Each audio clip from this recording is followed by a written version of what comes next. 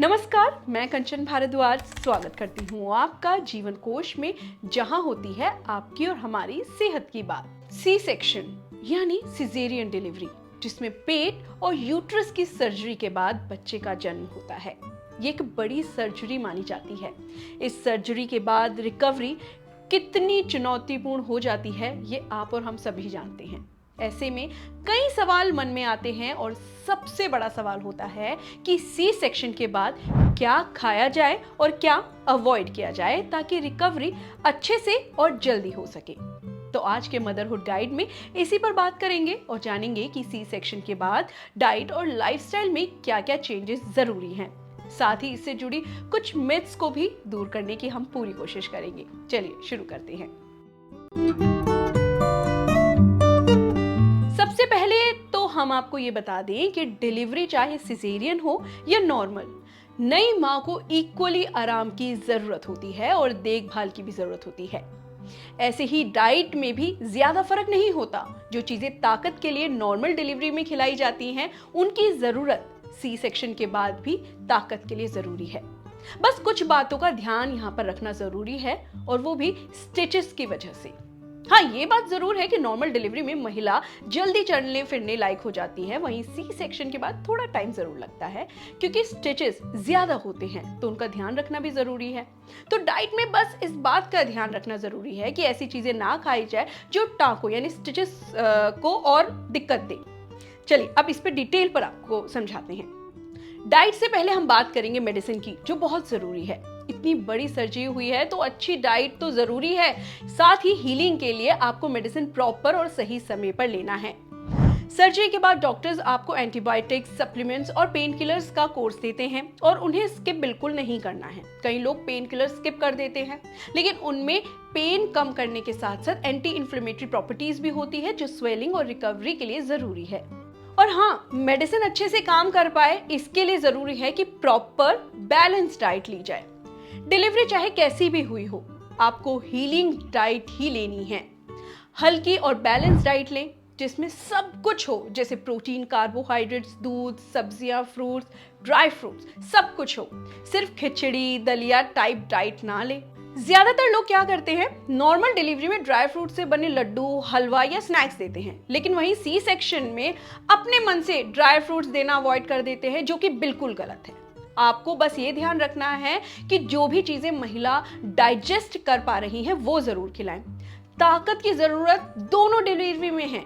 बस ये ध्यान आपको रखना है, जिस चीज से डाइजेशन बिगड़ रहा है बस वो चीजें अवॉइड करें ताकि कॉन्स्टिपेशन या लूज मोशन की दिक्कतें ना हो। नहीं तो पेट पर प्रेशर बढ़ेगा और स्टिचेस से ब्लीडिंग हो सकती है, खुलने के चांसेस बढ़ सकते हैं। बाकी आराम से आप ड्राई फ्रूट्स खा सकते हैं, लड्डू खा सकते हैं उसके बने, आप सब कुछ आप आराम से खा सकते हैं। सर्जरी हो या नॉर्मल डिलीवरी के बाद महिलाओं का मेटाबॉलिज्म बिगड़ जाता है। ऐसे में फुल न्यूट्रिशनल डाइट बहुत जरूरी है।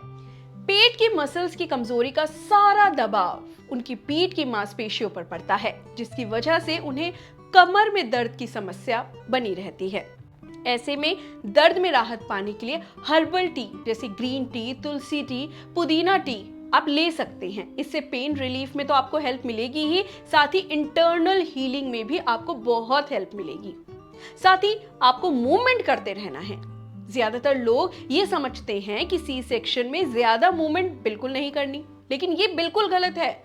दोनों ही तरह की डिलीवरी में हीलिंग के लिए ब्लड सर्कुलेशन ठीक से रहने की जरूरत है, और उसी से स्टिचेस जल्दी ठीक होंगे। हल्की वॉक करते रहें, मूवमेंट रहेगी तो ब्लड सर्कुलेशन से स्टिचेस अपने आप हील भी होंगे और जल्दी भी ठीक होंगे।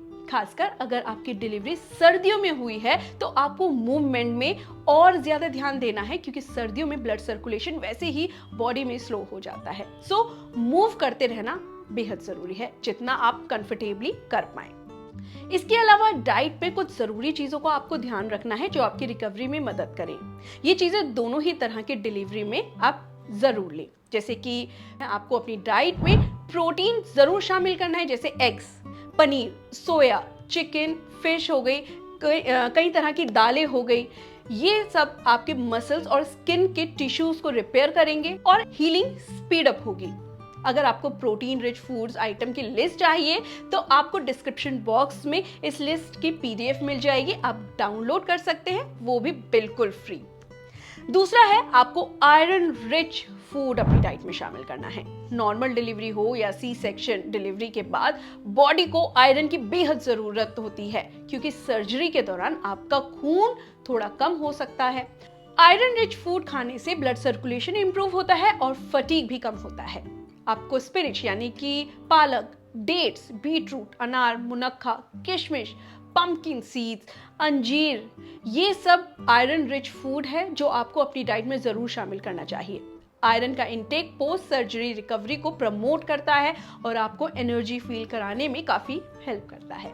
विटामिन सी, जी हाँ, बहुत जरूरी है। विटामिन सी इम्यूनिटी को बूस्ट करता है और बॉडी की हीलिंग प्रोसेस को एक्सेलरेट करता है। ये कोलेजन प्रोडक्शन में मदद करता है जो वुंड हीलिंग के लिए जरूरी है। आपको ऑरेंजेस, स्ट्रॉबेरीज, आंवला, टमाटोज और बेल पेपर्स जैसे विटामिन सी रिच फूड्स खाने जरूर चाहिए।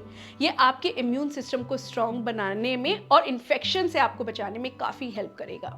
पोस्ट सी सेक्शन डिलीवरी में अपने बॉडी को हाइड्रेट रखना बहुत जरूरी हो जाता है। पानी के साथ साथ आप कोकोनट वाटर, सूप्स और हर्बल टीज भी अपनी डाइट में इंक्लूड कर सकती हैं। ये ना सिर्फ आपकी ओवरऑल हेल्थ के लिए अच्छा है, बल्कि डाइजेशन और ब्रेस्ट मिल्क प्रोडक्शन को भी काफी सपोर्ट करता है। साथ ही आप ये भी ध्यान रखिए, अगर आप गुनगुना पानी पिए तो ये ज्यादा अच्छा रहेगा, इससे आपका डाइजेशन अच्छा रहेगा और दूसरा जो आपके आफ्टर डिलीवरी क्रैम्प्स आते हैं उसमें भी आपको काफी राहत मिलेगी। डिलीवरी के बाद गुनगुना पानी पीने से यूट्रस के कॉन्ट्रैक्शंस में आपको काफी हेल्प मिलेगी और साथ ही आपको जहां इंसिजन यानी टांके आए हैं उस एरिया में खून का फ्लो बढ़ेगा, जिससे हीलिंग प्रमोट होगी। इवन वार्म वाटर आपके नर्वस सिस्टम को काम करके आपके एंजाइटी और स्ट्रेस इश्यू को भी रिजॉल्व करेगा।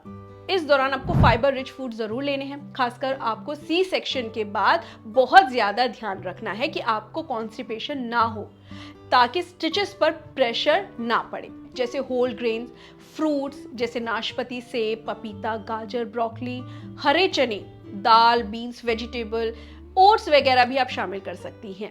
आपको अपनी डाइट में कैल्शियम भी ज़रूर शामिल करना है, जैसा दूध, पनीर, दही, ये सब आपको शामिल अपनी डिलीवरी के बाद ज़रूर करना है, ताकि आप जो है एक अगर लैक्टेटिंग मदर हैं, आप दूध पिला रही हैं बच्चे को, तो उसमें आपकी बॉडी में कैल्शियम भी कम ना हो, साथ ही कॉन्स्टिपेशन भी आपको ना हो।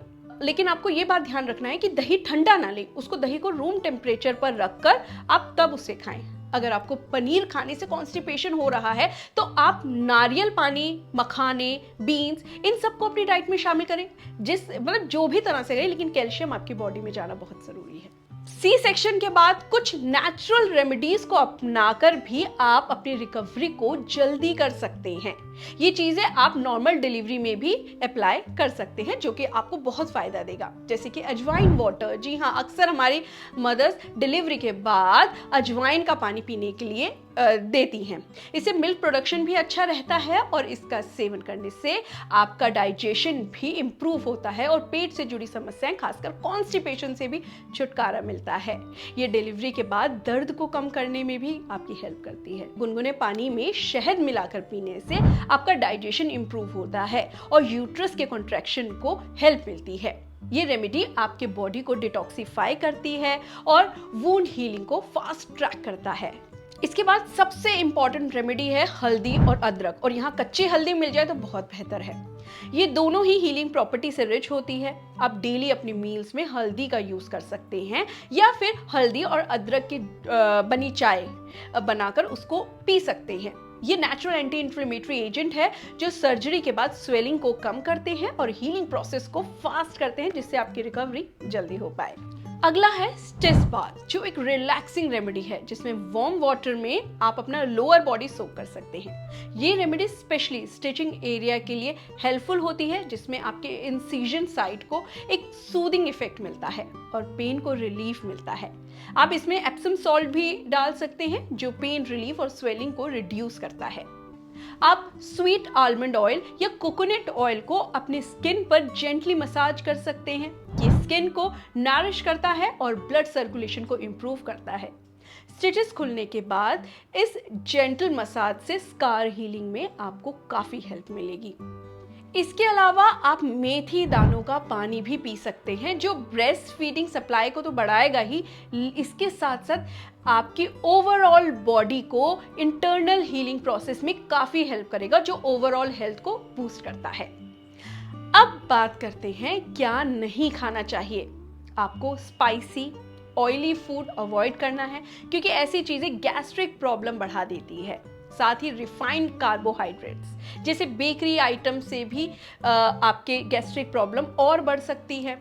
इसीलिए ये सब चीज़ें आपको अपनी डाइट में बिल्कुल शामिल नहीं करनी। लेकिन घी आपको 1 हफ्ते बाद शुरू कर देना है, स्टार्टिंग डेज में आपको घी नहीं लेना है। उड़द दाल, राजमा, चने की दाल, बेसन, ये सब चीज़ें आपको अवॉइड करनी है। इससे भी गैस्ट्रिक इशू हो सकते हैं। लेकिन ध्यान रहे, आपको अल्कोहल स्मोकिंग भी पूरी तरह से अवॉइड करना है। अगर आपको बीपी का इशू रहता है और आपको सी सेक्शन हुआ है तो आपको कैफीन भी कम करना है, यानी कि चाय, कॉफ़ी, ये सब चीज़ें आपको बहुत कम करनी है या बिल्कुल ना के बराबर भी कर सकते हैं। कई बार क्रेविंग्स होती हैं, लेकिन आपको शुगरी और प्रोसेस्ड फूड से भी दूर रहना है।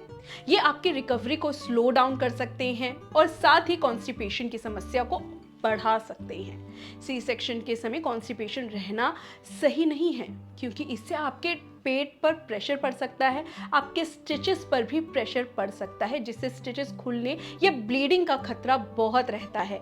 इसीलिए हल्का और हेल्दी खाना आपको अपनी डाइट में शामिल करना है। देखिए, हम जानते हैं कि जब बेबी होता है तो बहुत मुश्किल होता है कि बेबी के रूटीन से अपने रूटीन को मैच करना, लेकिन हम ये भी जानते हैं कि रेस्ट आपको बॉडी को रिपेयर करता है और प्रॉपर हीलिंग में आपकी मदद करता है। तो ऐसे में रेस्ट करना बहुत ज़रूरी है, प्रॉपर नींद लेना बहुत ज़रूरी है। तो ऐसे में आप अपनी फैमिली मेम्बर्स की हेल्प ले सकते हैं। साथ ही अगर जब बच्चा सो रहा हो, बच्चे का सोने का टाइम हो 2-2 घंटे बाद, तो आप उसी की तरह रूटीन, उसी बच्चे के रूटीन के साथ मैच करके बच्चे को फीड कराएं, उसी दौरान कुछ खाएं और जब बच्चा सो रहा हो तब आप सो जाएं। देखिए, बहुत ज़रूरी है, अगर आप प्रॉपर रेस्ट लेंगे तभी आप जल्दी ठीक होंगी, आप अपना और बच्चे का ख्याल रख पाएंगे। आगे बढ़ते हैं। सी सेक्शन के बाद आपको अपने इंसिजन एरिया को प्रोटेक्ट करना बहुत ज़रूरी है।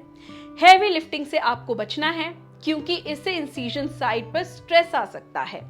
इसके अलावा पेल्विक फ्लोर एक्सरसाइज करनी बहुत ज़रूरी है। जी हाँ, जैसे कि कीगल एक्सरसाइज को अपने रूटीन में आपको शामिल करना है। ये बहुत ज़्यादा आपको हेल्प कर सकता है। ये एक्सरसाइज आपके पेल्विक मसल को स्ट्रेंथन करती है और ब्लैडर कंट्रोल को इम्प्रूव करता है। ये आपके पोस्ट सी सेक्शन रिकवरी में इम्पॉर्टेंट रोल प्ले करता है। लेकिन ये एक्सरसाइज आपको डिलीवरी के 6 वीक्स बाद ही शुरू करनी है। आप 6 वीक्स का जब रूटीन चेकअप होता है तो डॉक्टर्स भी आपको यही एक्सरसाइज रिकमेंड करेंगे।